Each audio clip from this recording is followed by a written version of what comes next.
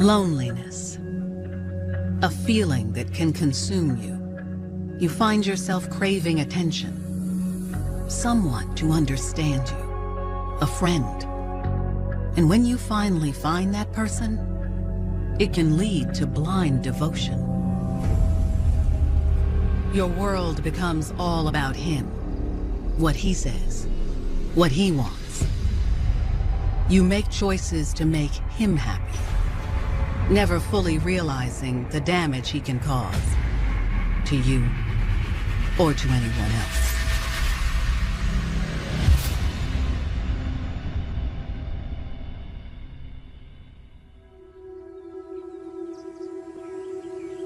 Tuesday, August 3rd, 2004. It's just after sunrise in Lubbock, Texas, and all is quiet before the morning commute begins.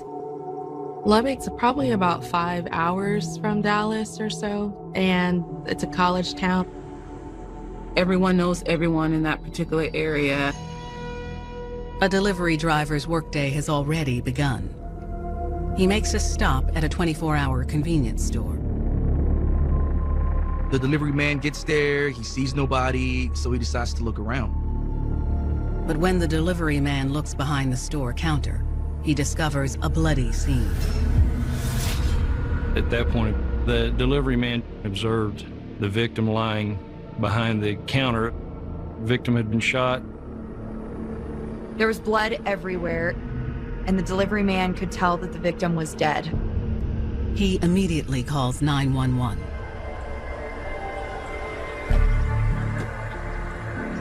Officers and homicide detectives arrived at the convenience store within minutes. They made contact with the 911 caller, who was actually waiting outside the store. First responders split up. One officer stays with the 911 caller, while additional authorities make their way inside the store. This is a busy store, except in early morning hours when traffic dies down. When we walked in, it was eerily quiet. First responders quickly confirm the victim is deceased. It appears she has suffered a single gunshot wound to the throat.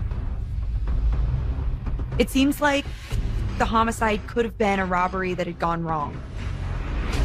Things were missing. Quick grab cigarettes, some candy, and various items like that. Detectives note the cash register is still closed, so it seems the killer or killers didn't get away with any money. But who would kill for snacks and cigarettes? And why? It was a senseless crime. For someone to lose their life for something that's really so small, it just made it all the more sad. Police will soon discover the murder revolves around a good girl, blinded by love, who would lose sight of herself for the love of her man. 17-year-old Victoria Harris grew up in Weatherford, Texas, and was a shining star in her tight-knit family. Victoria always carried a smile on her face. She wasn't afraid to show who she was, whether she failed or not. She just always went after something, and she accomplished it. Victoria set a high bar for her younger siblings. Victoria growing up was very studious. She made all A's and B's. She was the golden child, she was the good girl. With nothing but potential for a bright future, Victoria's parents expected excellence.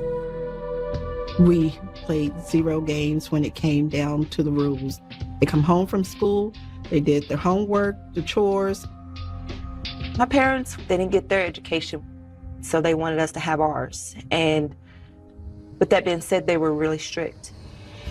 By her senior year of high school, Victoria became tired of being her parents' good girl and started to push back against the rules. My friends, they were out going, having fun and doing things that we're not allowed to do. Victoria started testing the limits. She started breaking the rules. She was just really getting out of control. Eventually, Victoria's parents sent her to live with her grandmother, 3 hours away in Lubbock, Texas, to separate her from all the negative influences back home. My mother-in-law said, you know what, I think Victoria would be better off if she came to Lubbock with me. We were really frustrated at that point, so we just decided to send her to her grandma's to see if grandma can help us out. Me and Victoria was very close. They thought that I could handle her a little bit better because she loved me so. Soon, Victoria seemed to get back on track. She did real well. When she got here, she got a job. She started working part-time at a restaurant in Lubbock. Even though Victoria's teenage rebellion had seemed to come to a stop, she felt lonely without her old friends. Being in Lubbock, I did feel isolated. The only person that I felt really just loved me was my granny. But that all changed when she met handsome stranger Raymond Jackson. Raymond and Victoria, they meet at her job. Raymond sees her, likes what he sees. He begins to flirt. When he first walked in, I was like, okay, you know, he was very attractive. Nice eye candy. He looks good. When she met Raymond, she just thought, oh my God, he is so cute. Like she was sick. He's fine, Mom. He was just fine. He was wanting my number. No, I'm not gonna give it to you. But he was very persistent. And finally, it just wore me down. Over the next few days, Victoria and Raymond spent all of their free time getting to know one another, developing a deep friendship. The first conversations with him, they were amazing. He listened to me. He actually asked about my thoughts, asked about my opinions.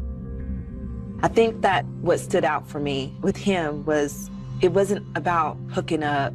He just talked to me. He did become my friend, my only friend. I didn't have any friends in Lubbock, and he became all that to me and more.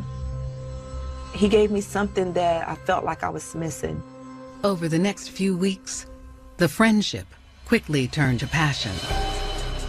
Victoria fell deeply in love with Raymond. As a teenager, it's all or nothing. And so with Victoria, she wanted to prove her love. She wanted to be committed.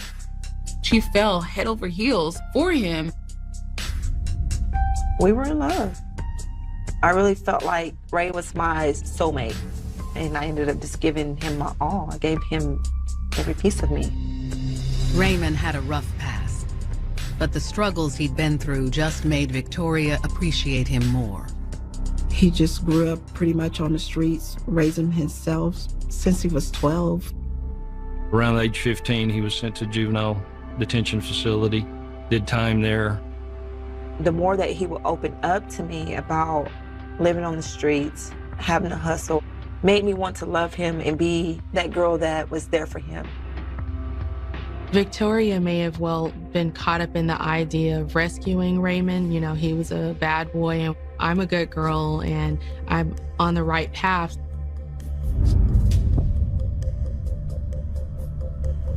But soon Victoria ventured back to her rebellious ways in an effort to be with Raymond 24/7.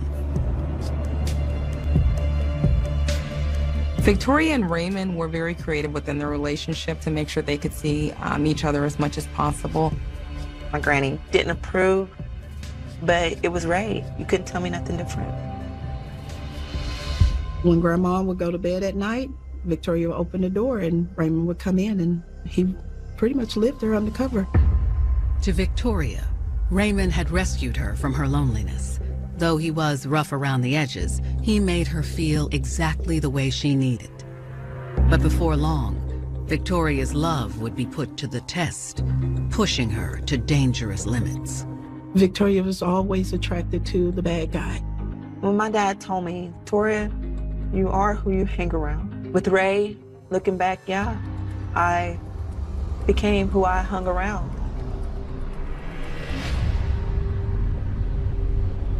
August 3rd, 2004. Police are on the scene inside a Lubbock convenience store where a female clerk has been killed. We'd responded to the scene where a victim had been shot. Police identified the deceased woman as 47-year-old Patricia Garcia. When detectives called Patricia's family to notify them of the tragedy, they learned she was a single mother of 4 with 5 grandchildren. They were obviously devastated. We found out Patricia was a very kind woman, loving woman. She had been working the graveyard shift to support the family, trying to make those ends meet. As investigators look around for clues, they spot a surveillance camera directly above the grisly scene. One of our first priorities was to get that tape and figure out what was on it. But as detectives dig deeper, they'll discover the case is far more complicated than a typical robbery gone wrong. We ultimately found out that this was a case that was twisted by love. Loyalty with the wrong person can be very dangerous.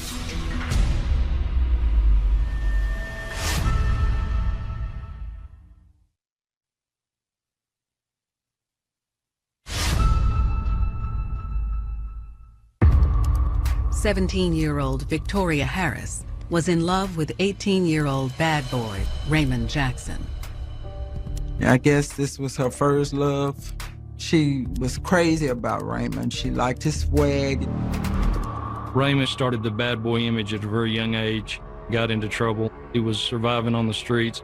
Victoria wasn't concerned about Raymond's past, only with their future.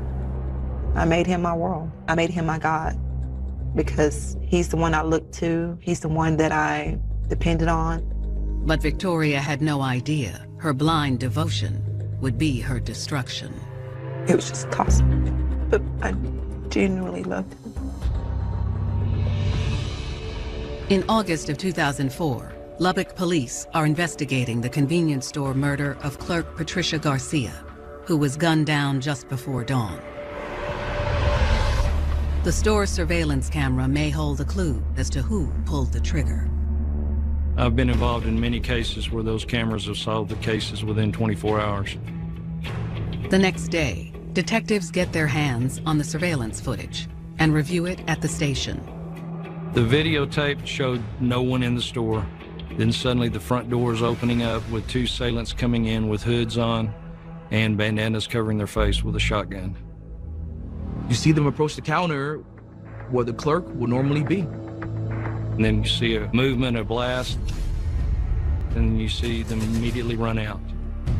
Based on everything that we found, we truly believe that we had a legitimate robbery gone bad. The video clip yields little information on the perpetrators' identities, but something catches Detective Sutton's eye. I saw what appeared to be a purse in one of them's hands. The bag in the video has a distinctive plaid pattern. It stood out, caught my eyes just by the way it looked. And my thought process was, maybe I'll see this again somewhere else. Investigators released the video to the public, offering a $25,000 reward for any information that helps solve the case. We began to receive calls of various suspects that people thought it was. Most of the leads don't pan out. But finally, 5 months later, police get a call from an anonymous tipster that could break the case. We received a very promising tip naming Raymond Jackson as a possible suspect in the case based on some statements he'd made at a party. The tipster tells detectives that the statements Raymond made at the party were disturbing, to say the least. Raymond was mouthing off about he kills a female at the convenience store, that he went in, robbed the store, and the lady shocked him by screaming, and the gun went off and he shot and killed her. The tipster said that Raymond showed no remorse when he was talking about shooting the victim. After hanging up with the tipster, detectives discover Raymond Jackson has a record and is already in their system. They compare the man holding the shotgun in the surveillance video to Raymond's likeness. Even though the faces were disguised by bandanas, based on the height and weight, it definitely matched Raymond's description. Detectives track down Raymond and bring him in for questioning. It's clear from the get-go that he isn't taking the situation seriously. When we first interviewed Raymond Jackson, he was very nonchalant, uncaring, acting bored to the point of making me more suspicious. Detectives press Raymond about the murder. He denied any involvement. He provided no admissions or any evidence for us to proceed with. Without any hard evidence to hold him on, detectives have no choice but to let Raymond go. It's always hard to release somebody when you know that they're very likely your suspect. Detectives head back to the drawing board. They believe Raymond is their killer, but they know he wasn't the only assailant involved that night. They knew another male had helped carry out the robbery. They suspected a third person, possibly a getaway driver, was involved. When detectives start digging into Raymond's social media page, they learn that he has a girlfriend, teenager Victoria Harris. We'd gotten Victoria's name. She had a known association with Raymond, at the time being his girlfriend. Detectives pay Victoria a visit at her grandmother's home. When I first met Victoria Harris, she seemed very polite, very respectful. We were kind of surprised to see her association with Raymond Jackson, because she was basically a good girl. Investigators tell Victoria she's not under arrest. They just want to know more about her boyfriend, Raymond. We kind of laid our cards on the table. We let Victoria know that Raymond was a person of interest in our case and that this was a possible death penalty case. She said Ray was not involved in the incident because he was with her that night. Victoria insists Raymond isn't capable of murder. But Detective Sutton notices something in the corner of the room that tells him they're on the right track. I looked over and I saw a plaid purse. Immediately, in my mind, recognized that as the same one in the video. Detective Sutton quietly alerts his partner. I kind of made some eye gestures, and he looked around and he noticed the same thing. Investigators ask Victoria about the purse. She tells police the purse was a gift and she knows nothing about the robbery. Victoria just tried to play it as aloof and calm as she possibly could, but we knew that we were being lied to. We were very aware. I didn't want to face the music. I'm trying to keep quiet, and now I'm terrified. Detectives can tell Victoria knows more than she's letting on. But how far will she go to protect her man? The detectives, they could tell she was covering for her boyfriend. Victoria was so entrenched with the relationship with Raymond, nothing else mattered. So she had to do anything at all costs to protect that. Victoria's life changed very quickly.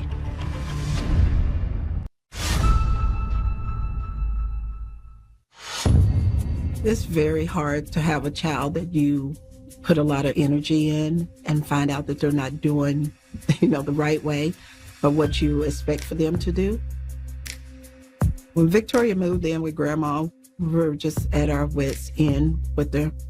And then when we found out the detectives was asking questions about Victoria and some store robbery, it was just like, what do we do now?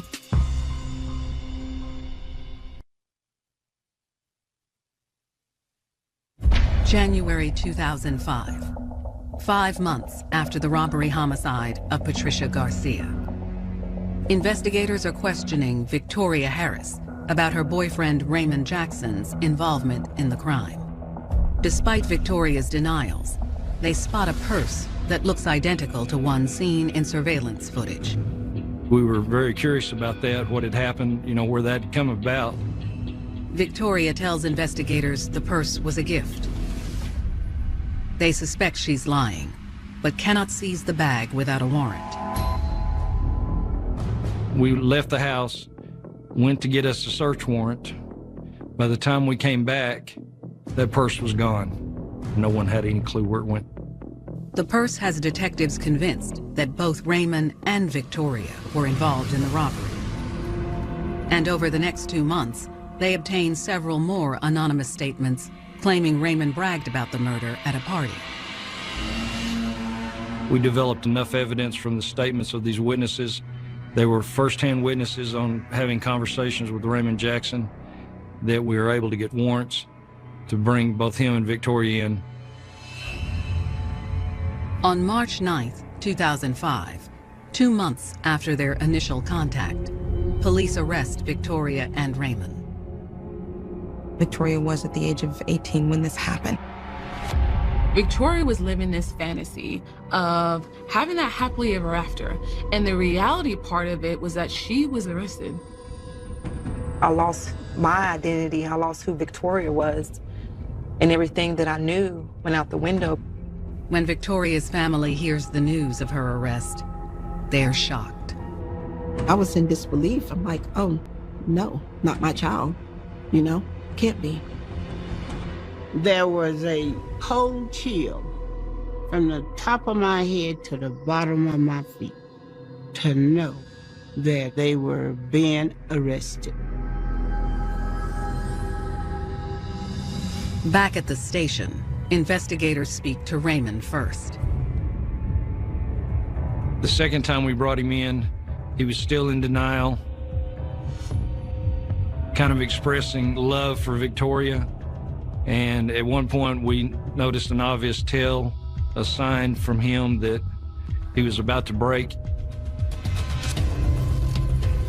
Raymond asks him if he can speak to Victoria privately, and if so, he'll be able to straighten everything out. Detectives agree to allow the couple to speak for a few moments under close supervision. We let Victoria come in and talk with him. She sat down beside him. They actually held hands for a minute, both of them crying. Very, very cheerful reunion. Even though Raymond hadn't shown remorse for the victim, detectives can tell he does regret involving Victoria in the crime. He loved me. There was a side of Ray that was vulnerable, that he didn't really show other people. Victoria encourages Raymond to come clean. Victoria still loved Raymond. Her main thing was that she did not want him to die with a death penalty. Maybe I could be the voice of reason or try to help him some kind of way. Raymond tells Victoria he doesn't want to hide anything anymore. Victoria agrees. She tells him, just be truthful. After speaking with Victoria, Raymond says he's ready to talk. That's when Raymond decided to confess to the offense. We sat down and he took us line by line through what happened. Raymond confesses to committing the robbery on August 3rd, 2004, but says killing Patricia Garcia was never part of the plan. He repeats it over and over and over. He's adamant it was just an accident. Raymond says he, Victoria, and Victoria's cousin Richie went to the convenience store with the intention to rob it. We developed a third suspect in the case, who at the time was a juvenile. According to Raymond, he and Richie went inside while Victoria stayed in the car to keep watch. But once inside, everything went awry. Raymond says that Patricia Garcia is in the back of the store. Patricia hears something. She comes to the front of the store, sees Raymond and Richie standing there, and screamed. Raymond says the victim startled him and the gun went off. After that, he and Richie fled the store in a panic without taking any cash. The juvenile was freaking out pretty heavily, and Raymond just said, well, I may have accidentally shot that clerk, using the word may have.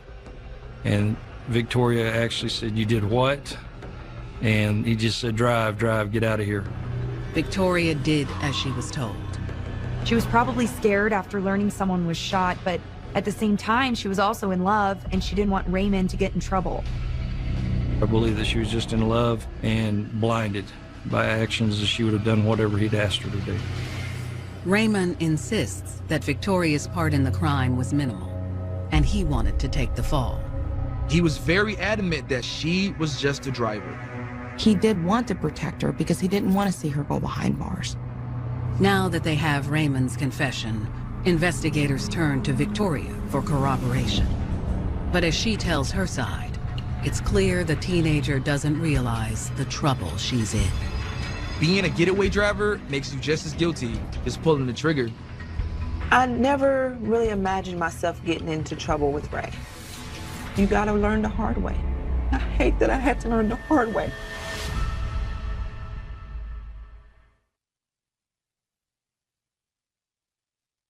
March 9th, 2005, Lubbock, Texas.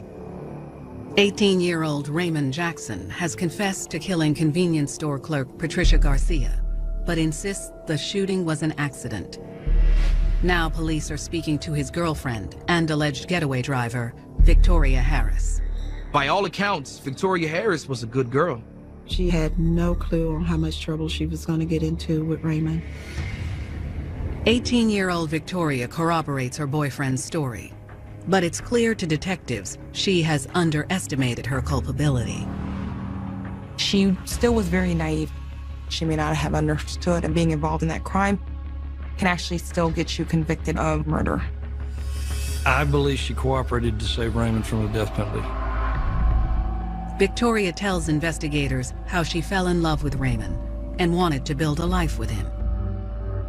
Victoria wanted to help him out of the street lifestyle so they could live happily ever after. Ray and I talked about getting married. It was very serious, and I wanted it. I said yes. We were in love, you know. I really felt like Ray was my soulmate. But Victoria says their plans for a future together were derailed when Raymond couldn't hold down an honest job. But a lot of times whenever we're in situations of difficulty, we always wind up going back to what we know, and what he knew was the streets. What he knew was, hey, I gotta survive. For Victoria, her future with Raymond was all that mattered. I was like, I can just leave school and just be there with you, you know, and we can have this time together. And so she said, I am committed to him beyond whatever it takes. She went full force with it. Victoria says that about 2 weeks before the robbery, she and Raymond stole a shotgun from a pickup truck. Raymond and Victoria noticed a shotgun and ammunition inside a pickup truck. So Raymond broke into the truck, stole the shotgun. Victoria says once they had the gun, Raymond devised a plan to rob a convenience store. They wanted to start a new life together. To start a new life together, you need money. And the only way for them, in their minds, to get that money was robbery. I didn't understand him doing the things that he did for money, but I accepted it because I accepted him. And Ray was gonna do whatever Ray wanted to do when Ray wanted to do it. Victoria felt bound when it came to Raymond because in her mind, you know, hey, I will do whatever to support Raymond because I don't want to lose him. I lived for Ray. He was my world. And everything that I knew went out the window because all my cares was about him. Victoria was to be the lookout and getaway driver. But to do this right, Raymond said they needed a third person. That's when Victoria enlisted her younger cousin, Richie. I think Victoria got her 12-year-old cousin involved because Victoria was somewhat okay with what she was doing because she was willing to do anything for Raymond. Victoria tells detectives that no one was supposed to get hurt. Victoria said the plan was that the gun wasn't supposed to be loaded. According to Victoria, in the early morning hours of August 3rd, 2004, she used her grandmother's vehicle to drive Raymond and her cousin to the convenience store. Victoria's part in the crime is that she took Grandma's car. She was the driver. Victoria says after they pulled into the parking lot, she gave Raymond her plaid purse so he could load it up with cash and goods from the store. Then Raymond and Richie pulled bandanas over their faces and prepared to head inside. Raymond was armed with the shotgun.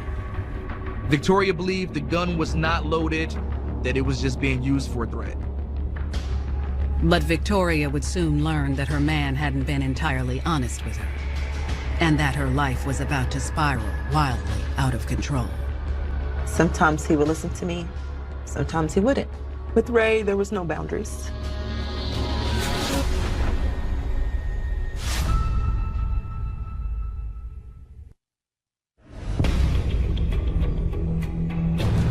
March 2005, Lubbock, Texas. Detectives are speaking with 18-year-old Victoria Harris, the alleged getaway driver in the murder of store clerk Patricia Garcia. She told detectives that the plan was for her to stay in the car while Raymond and her cousin went in to rob the store. Victoria claims no one was supposed to get hurt. Victoria told him if he was gonna carry it in there to scare the lady, take the bullet out.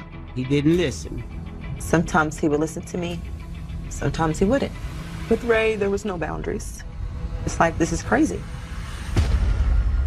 Victoria heard the gunshot, and then Raymond and Richie came running out wildly with only a few items. They were in there no longer than actually probably 30 seconds. She said, I shot her. And she said, you did what? And he said, I shot her. And she told him, I thought the gun wasn't loaded. He said, I was scared, so I went ahead and loaded the gun in case they had a gun. Victoria says Raymond told her to drive. Victoria's life changed in a split second once the murder happened. When he comes back in the car with her and he says, hey, this is what happened, Victoria knew that it was wrong. Victoria was scared, but Victoria was also saying to herself, I want to stand by him. Now look at him and just be like, I'm so far in it. How do you get out? I know I was raised better, to know better. Victoria makes a choice. She hits the gas and flees the scene.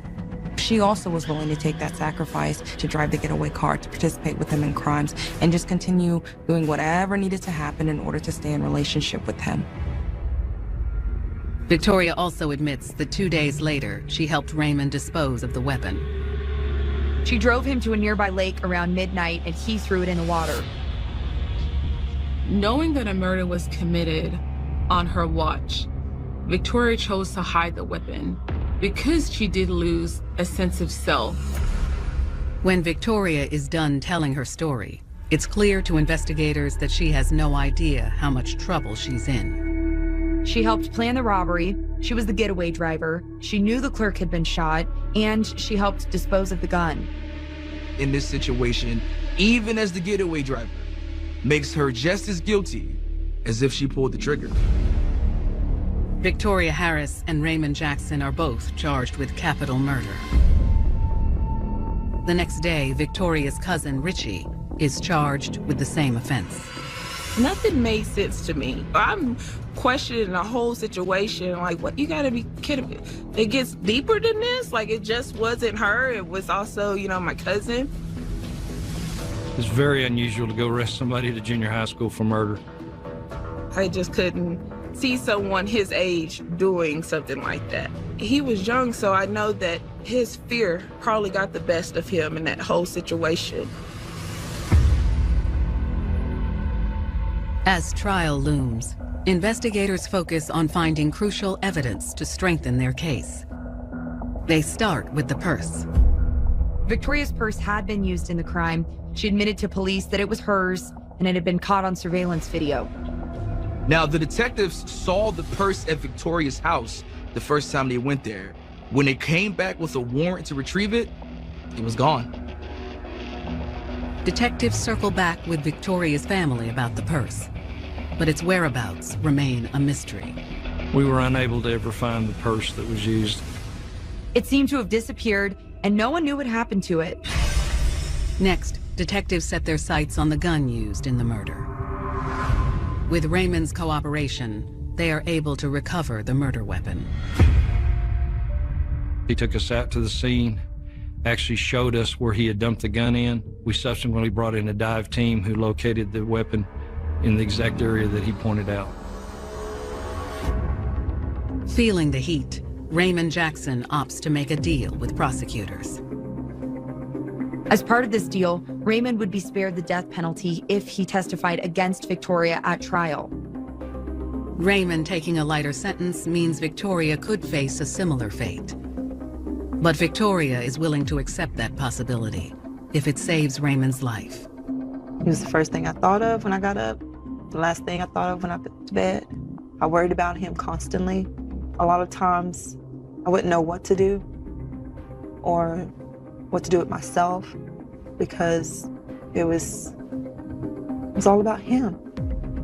Victoria was thinking, whatever needed to happen, because in her mind, they were still going to be able to have a strong relationship, even being with him behind bars. Only thing she ever wanted to do is just be there to help him. But what will Raymond say on the stand? Will he take the blame or place it on the woman who continues to stand by him? As much as he said he loved her, I just wish he would have had her back.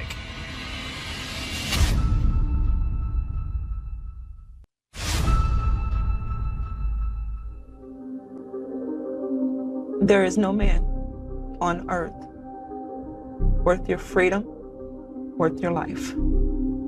There's no man that's worth being here, away from your family, away from the woman that you could be, that you should be. Young girls, you can learn that when something doesn't feel right, get out of it. If you're in a relationship and you're not being treated right, doesn't matter in what way, get out of it.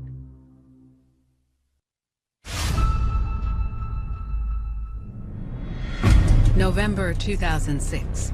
Victoria Harris, now 20 years old, faces capital murder charges for her role in a robbery that led to the murder of store clerk Patricia Garcia. Victoria was complicit in the offense, being the getaway driver, being aware that he had shot the clerk, helping dispose of the weapon in the case. We walked into the courtroom. You have those mixed feelings because you know the crime was wrong. And you know that your sister played some type of part in this. Victoria was a good girl. She was. She got cut short when she met Ray. Victoria finds herself shocked by the reality of what her life has become. At the trial, all I can remember thinking is, this can't be real. This is not me. The prosecution opens by calling their star witness, Raymond Jackson, to the stand. Victoria still loved Raymond when he had to testify against her. She understood that he had to. Victoria's family, however, has no sympathy for the man they deem guilty of leading their loved one astray. I didn't know what to expect really coming out of his mouth because I'm like, you started this. You have the control to say, I did it. She had nothing to do with it. And that is that. Raymond Jackson tells the jury that Victoria helped him with every aspect of the robbery. Raymond testifies against Victoria. In his testimony, he says that Victoria was actively involved as the getaway driver, helped him dispose of the murder weapon. Basically, she's 100% involved from start to finish. I was pissed. I was totally pissed. This, to me, it's like you pulled the trigger. You killed this lady. As much as he said he loved her, I just wish he would have had her back.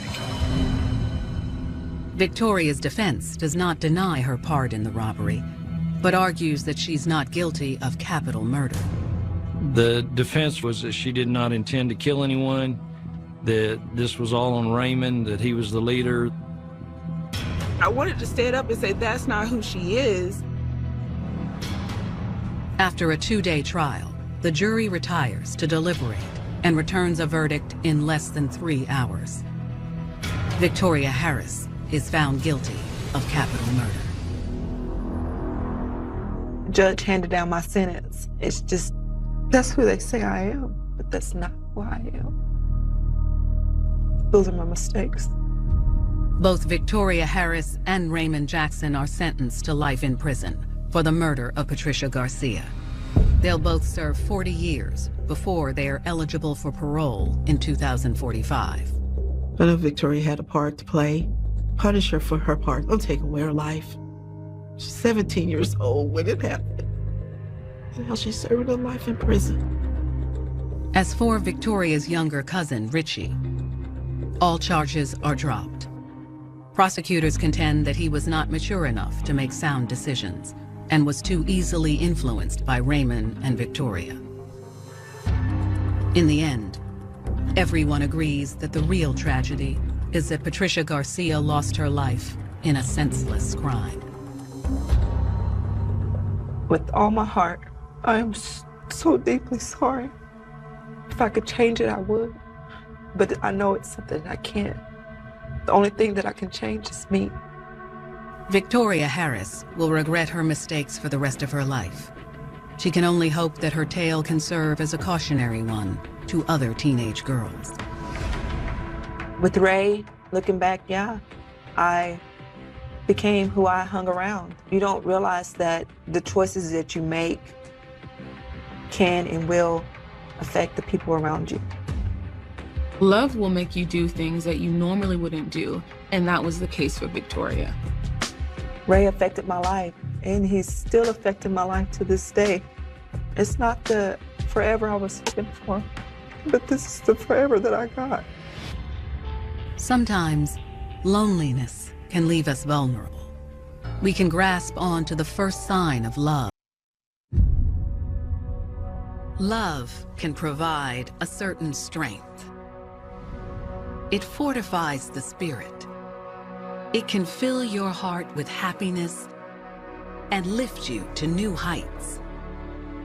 But what if rising above means risking it all? You've gone too high, and you can't see the ground. Everything you love begins to slip away. Can you right the course before it's too late? Before you lose it all?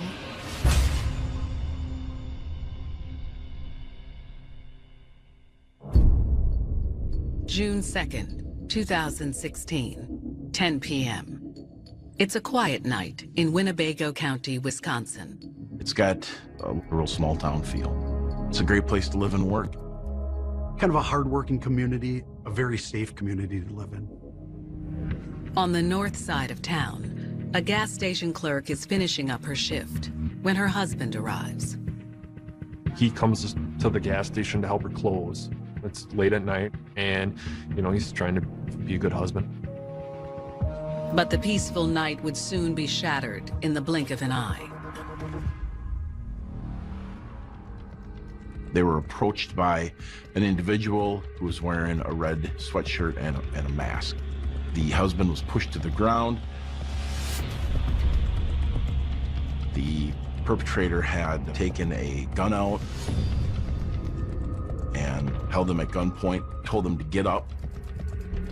He grabs a hold of the husband, walks him in.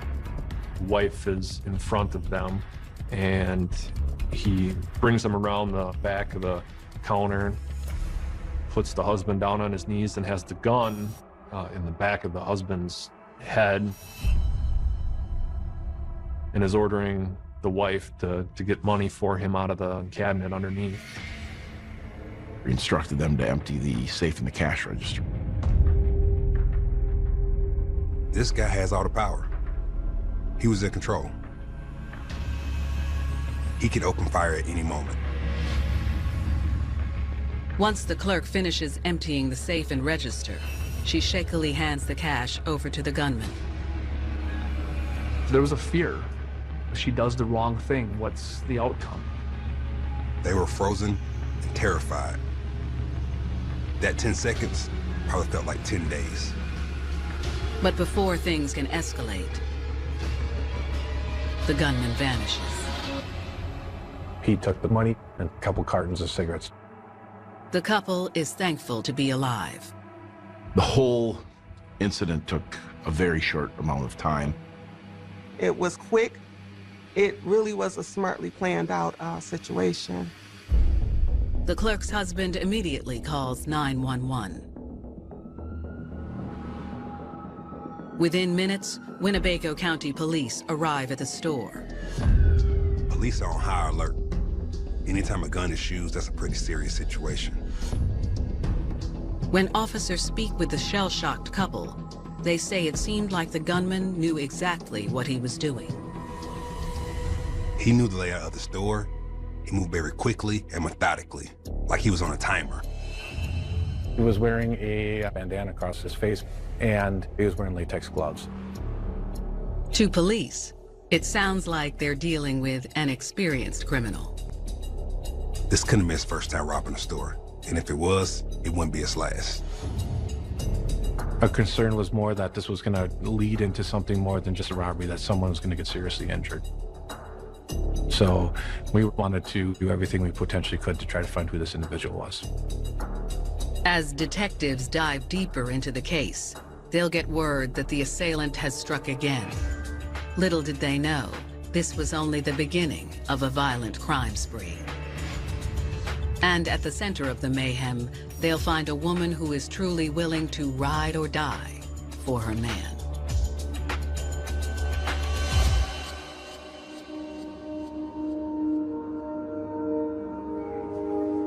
As a teenager, Raven Berryhill had everything a girl could hope for.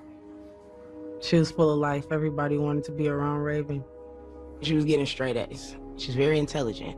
She was a cheerleader, actually. I made varsity. I was the only Black girl on varsity cheer. I seen great things for Raven. But things weren't always so easy for the beautiful cheerleader. My dad was in and out of prison. He sold drugs. He had his own life going on outside his marriage and all that stuff. Raven's parents eventually divorced, and the separation took a toll.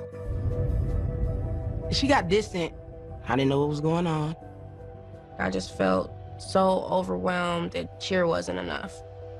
I guess I was depressed. But one afternoon, while taking a walk to clear her head, Raven had an unexpected encounter with a handsome young man, 18-year-old Phil Thomas. I was just walking, because I love to walk, and I see him, and he thought I was attractive and wanted my number and stuff like that. Phil liked her. He's showing her genuine friendship, which is that support system that she's looking for. Raven and Phil began spending more and more time together. Me and Phil really was like best friends. We knew each other. I talked to him day in and day out, so we had a solid friendship before anything. When you have that type of love that Phil was given to her, or that attention that she essentially has never had before, she wanted to do anything that she could to keep that. The friendship soon turned into a sizzling romance. She's a passionate person, so she's gonna give her all. And so she wanted to be loved. She wanted it so bad. She loves so hard. When she does love someone, she would do anything for him. He became like a security blanket for me. I felt safe with him. I was happy. Though he was sweet to Raven, Phil had a bit of a reputation. He was a little bit rough around the edges. Phil, you know, he really lived the street life. After just a few months of dating, Raven moved in with Phil at his apartment. But Raven's family was none too pleased. Once she moved in, she dropped out of school. I left 5 months before graduation. They ain't like it. They did not like him, but they didn't know him. With all that passion, she was giving all that love and trust to him and kind of just letting him conduct the way she was moving. Living together only fueled the love between the couple. He wants to build all this stuff with me. He wants to marry me. I was living a fairy tale, essentially. Like, what girl doesn't want this? Fast forward 6 years. By June of 2016, the couple had grown into a family of 4. They had 2 children together. They were at home, you know, being a happy family. It seemed Raven had finally made an honest man out of Phil. He's so family-oriented. He worked his hardest to make sure that we were okay. He's choosing to go to work and stay at home with his family. I loved it. But soon, when the family falls on hard times, Raven would risk everything, including her picture-perfect family, all for her man. June 2nd, 2016. Detectives have responded to a local convenience store where a clerk and her husband were just held up at gunpoint. The clerk described the suspect as a black male, approximately 5'11" to 6 foot. He hid his face so you couldn't see who he was, and he wore gloves that avoid leaving fingerprints behind. He knew what he was doing. Based on the victims' descriptions, it seems the gunman was a seasoned pro. But the clerk also makes a surprising admission about the assailant. The clerk knew she recognized his voice, but she was unable to say who he was. She thought maybe it was a regular customer. Convenience store clerks, they often know their clientele very, very well. As detectives are finishing up with their victims, they get a surprising phone call. Another armed robbery had taken place maybe 6 miles away. It seems the assailant had struck again, but this time, had the robbery ended in bloodshed? This isn't just a random act, that because of the use of the firearm and how aggressive the individual was, we had to move quickly.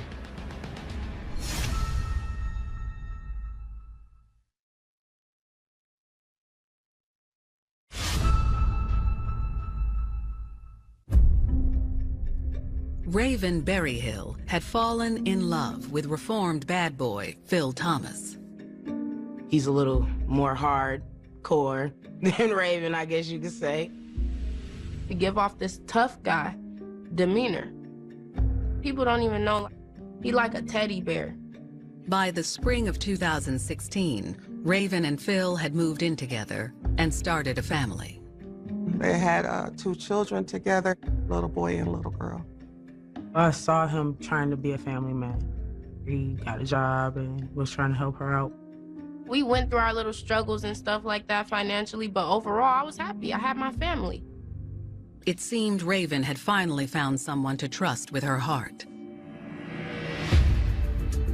But soon, the couple's relationship would be tested, and Raven's trust in her man would lead her to risk everything. June 2nd, 2016. Detectives investigating the violent armed robbery of a Winnebago County gas station have just been informed that another armed robbery has occurred nearby. The second armed robbery was just 6 miles away. Similar MO, handgun, similar suspect description. He was very forceful, pushing her, demanding money. The cash register drawer was emptied. Detectives know this can't be a coincidence. The theory was that we have a serial armed robber, there's a crime spree, all related, that we want to put an end to it as quickly as possible. Police know it's only a matter of time before they have a homicide investigation on their hands. The next morning, detectives pore over the details of the 2 robberies for clues to the gunman's identity. But they don't have much evidence to work with. The assailant had gloves on his hands to prevent any sort of DNA or any evidence to be shed. We were limited in our physical evidence processing. Detectives turned to the surveillance video from the 2 stores. We look for any marks that specifically identifies the suspect. That he was wearing clear-colored latex gloves. You can actually see through the gloves themselves. You could see that his hands were tattooed. It isn't much, but it's all detectives have. They release a freeze frame from the surveillance footage to the public.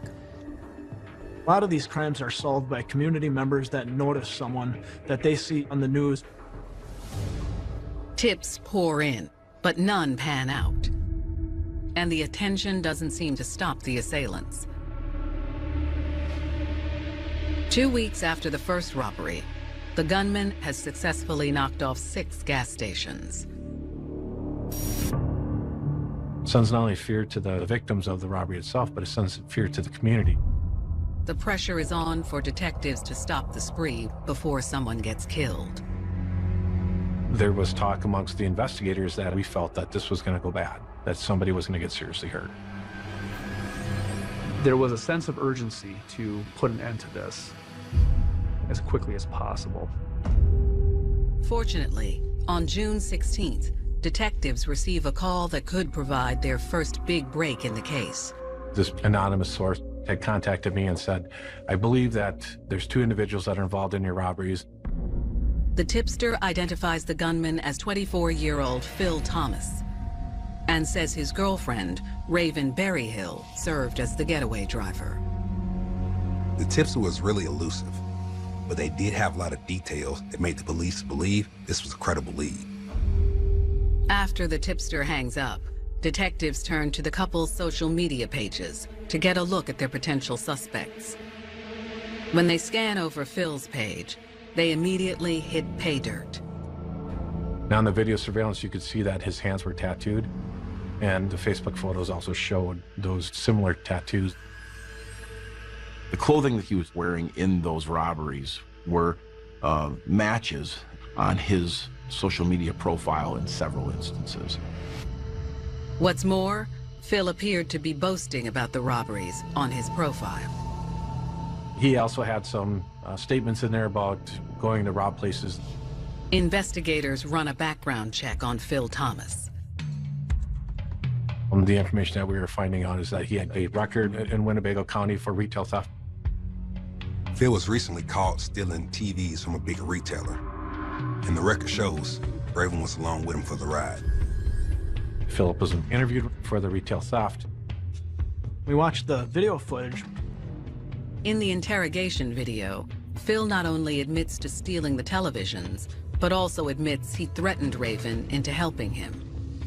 I was just picking up stuff, putting in the basket. She just kept on like, nah, you don't do that. I basically threatened her. Like, come on, you gotta do this, or I ain't gonna be with you no more. I'm gonna beat your ass. It's an interesting interview. There's no record of domestic abuse, and on social media, they're like the perfect happy family. So which is it? With the tipster's information, the clothes and tattoos found on Phil's social media page, as well as his criminal history, detectives feel confident they've identified their gunman. And it was enough for us to put that into an affidavit and request a search warrant for his residence. But if Phil's girlfriend, Raven Berryhill, is his accomplice, is she trapped in a vicious cycle against her will? Or is she along for the ride with her man? In the retail robbery, Phil admitted that he threatened Raven to get her to help him. So it's very possible Raven could be in danger herself. To have something become so much out of my control, after that, it was just terrible.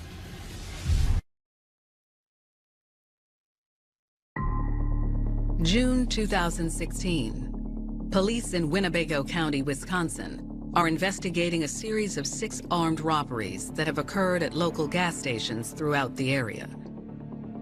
The crimes have put the quiet community on edge, but an anonymous tip puts 24-year-old Raven Berryhill and her boyfriend, 24-year-old Phil Thomas, on detectives' radar. After gathering all the results from Philip Thomas's social media that produced evidence enough to give us probable cause to request a search warrant for their residence. The warrant is issued on June 17th, 1 week after the last robbery. We had just got back from grocery shopping. Phil, he goes outside, and I look, and he's like leaning over the balcony.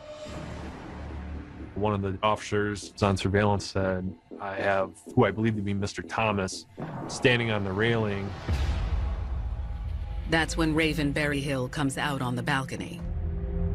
I'm like, what you looking at? And he goes, you see all the police cars? So I look, and they had us surrounded. Officers were able to verbally make contact with him from the lower level, ordered him to the ground. Police also order Raven to get down. Phil's on the ground, I'm on the ground. We're next to each other, and we're just holding direct eye contact with each other. I was sad, because I knew our life was gonna change. Myself and other officers will get up to the second level and go over and make contact with him. They came from everywhere. Like, there was gonna be no run. We would have died, period. Like, everybody had guns because we were now marked as armed and dangerous. As police approach, the couple remains silent. So, like, we didn't even tell each other we loved each other. I think we just was in so much shock. All we could do was stare at each other for what seems like forever.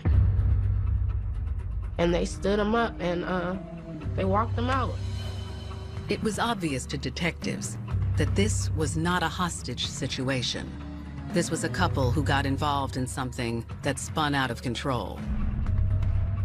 In his interrogation about the retail theft, he mentioned he threatened Raven to get her to help.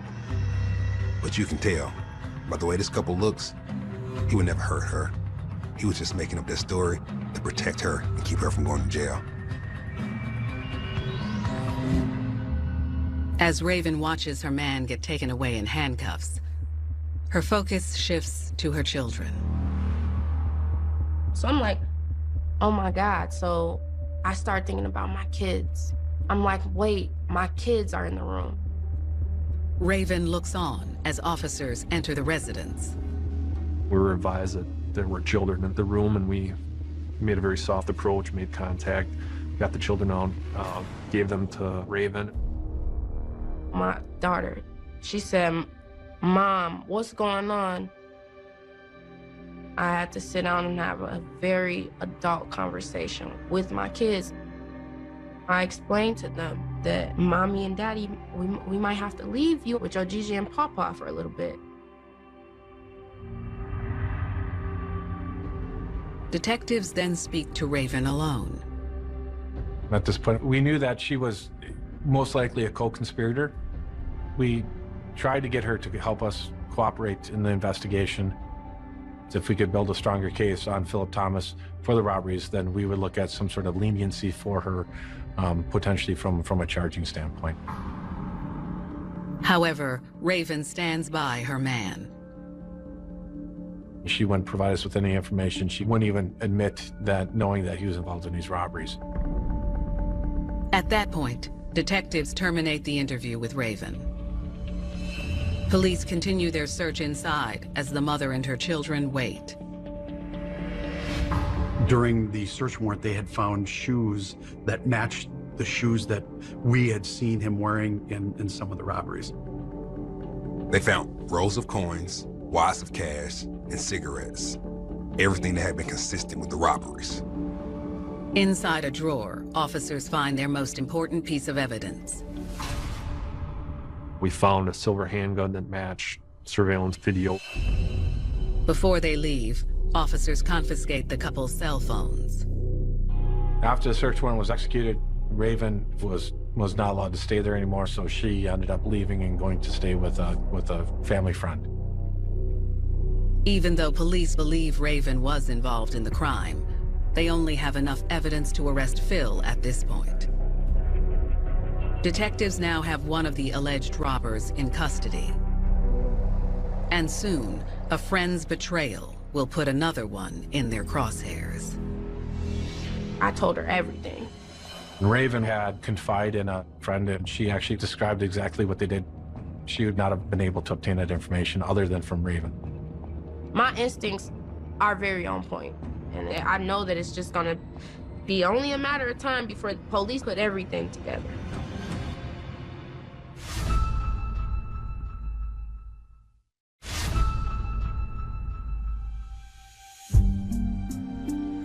I love being a mom. It hurt that they had to even go through everything that they did.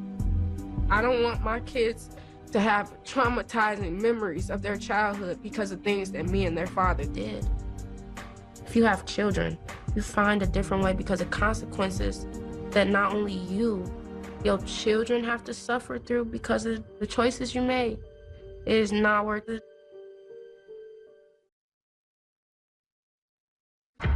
June 2016, Winnebago County, Wisconsin. Local police have just arrested 24-year-old Phil Thomas on suspicion of 6 counts of armed robbery.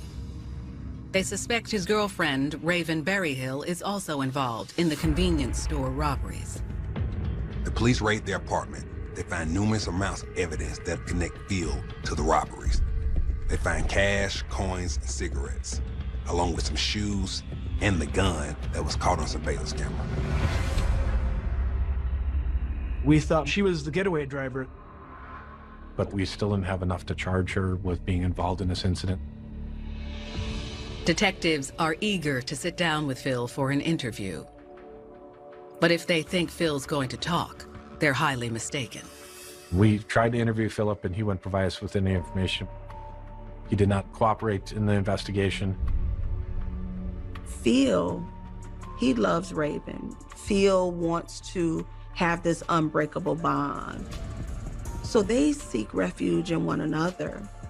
They have a hold on each other. Fortunately for detectives, on July 1st, a friend of Raven Berryhill, named Asia Walker, comes forward with damning information that could break the case wide open. After Phil was arrested, she said that Raven started to talk to her about the robberies.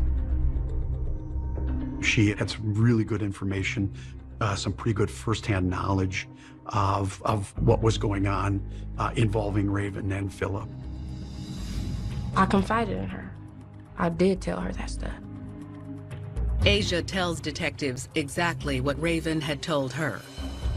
That it all started when Phil lost his job. Phil is prideful. He does not like to ask for help. So, like, he might have been coming into hard times way longer than before he let me know. When he finally broke down and told Raven, she was nothing but supportive. I'm like, okay, we had money put up. We have some money put up.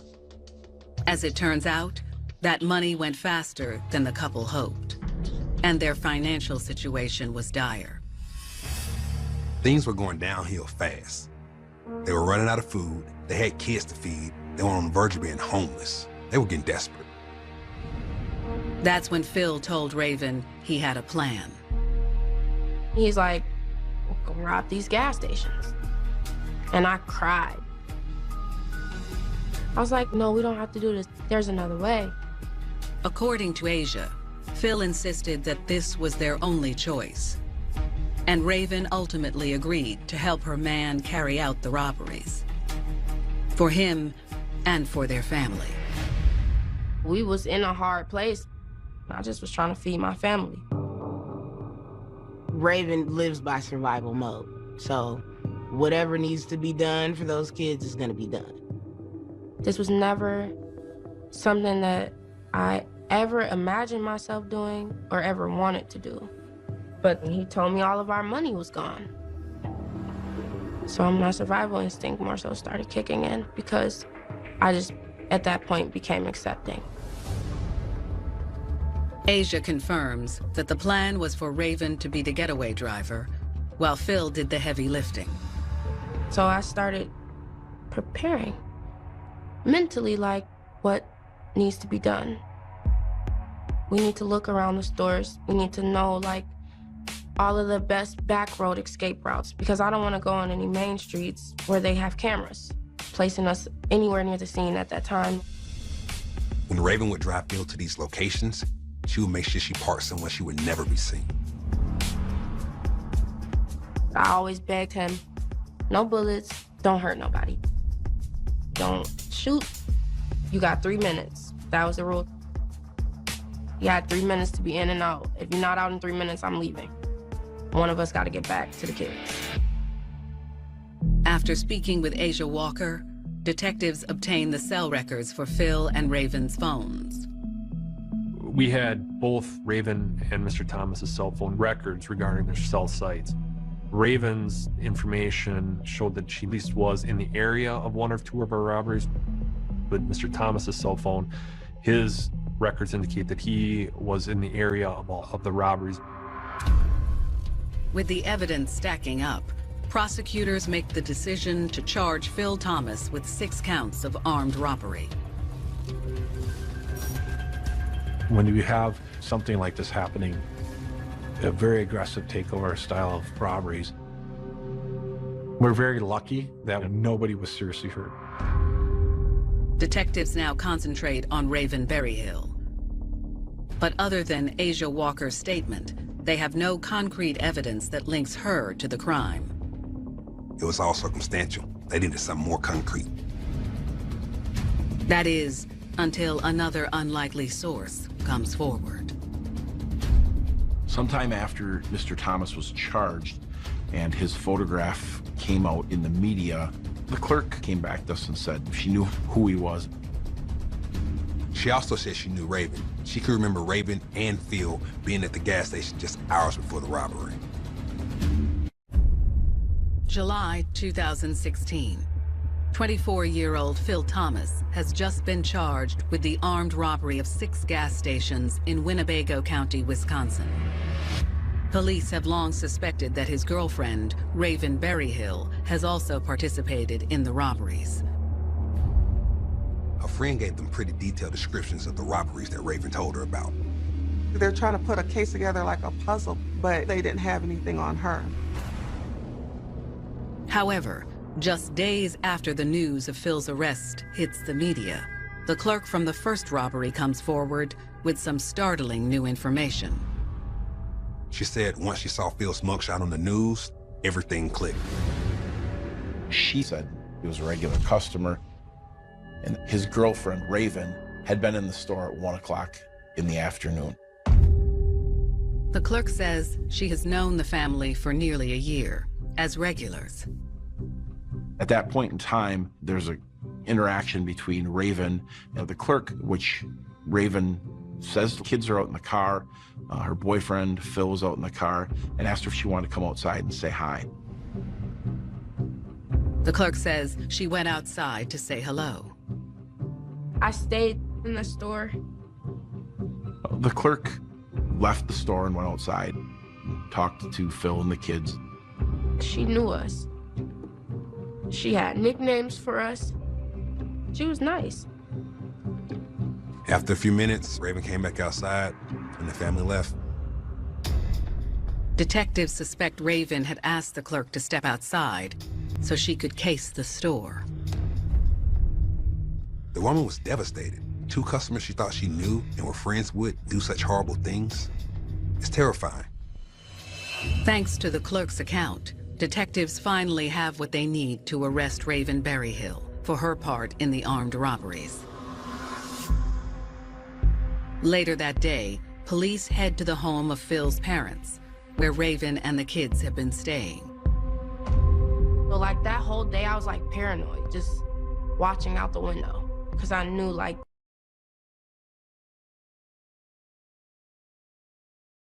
then that they were getting close. I'm like, well, it's time to face the music. Police knock on the door. I knew who was at the door. And I just looked at my son and I gave him a kiss on his cheek. When I walked fast away from my son. Raven looks back at her children one last time. I remember just looking across the room at him, sitting on the bed, staring at me. And he said, "Bye, Mom, I'm gonna miss you." And I couldn't say anything. I just stood there and stared at him. I didn't want to cry in front of my son. I wanted him to see me being strong. Raven takes a deep breath and heads into the living room. It was still police at the house waiting on me. Raven is handcuffed and taken away without incident. Just thinking like, man, what has my life become? It's real now, like this is really reality. I'm really finna go through this.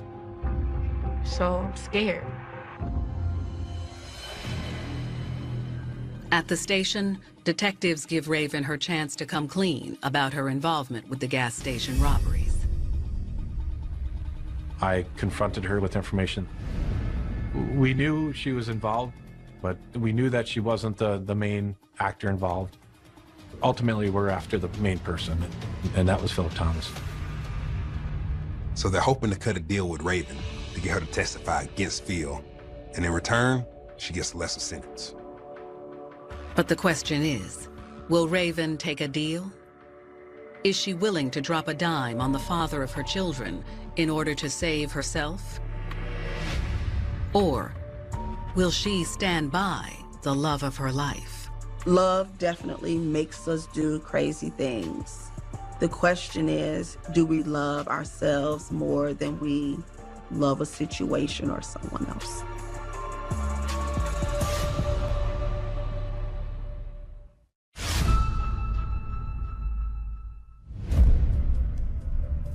I told Raven, well, you're gonna have to tell the truth. You know, I know that it wasn't Raven who came up with these ideas. I know it wasn't Raven who went in this place and took anything. I know Raven's not capable of doing that. Because now it's gotten too far. Now you've risked your freedom. People fight hard for things that they love, and sometimes they lose themselves in the midst of it.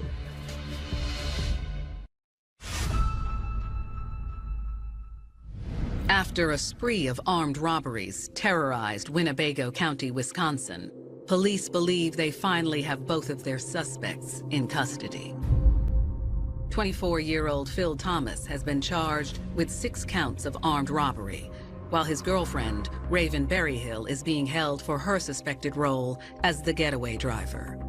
The prosecution informed Raven that she could be indicted on these charges as well, unless she's willing to testify against Phil in court. But when authorities present the offer to Raven, she isn't interested in taking it. She would talk to me, but yet she wouldn't admit to being involved. I loved him a lot. That's, you know, the love of my life.